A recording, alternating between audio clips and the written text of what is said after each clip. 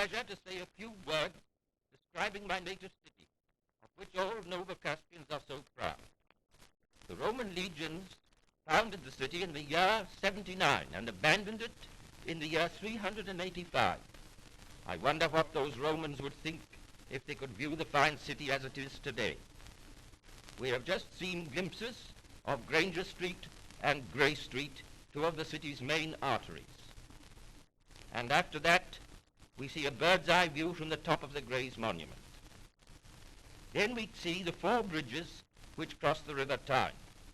The new Tyne Bridge was opened by His Majesty King George in October 1928.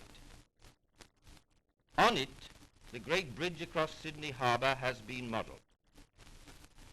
We can next contrast the height of this magnificent bridge with the lowly swing bridge, which we see in the act of opening to admit shipping to pass through.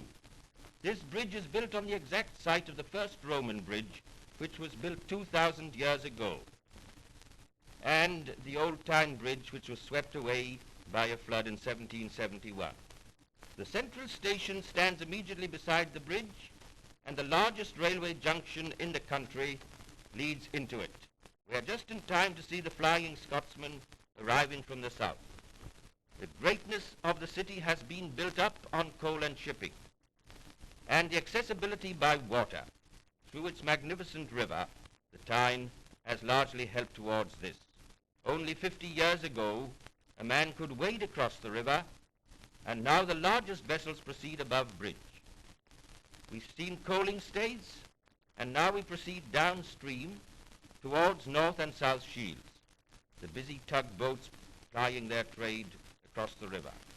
And finally, we reach the point where the River Tyne enters the North Sea, Tynemouth pier and lighthouse in the background.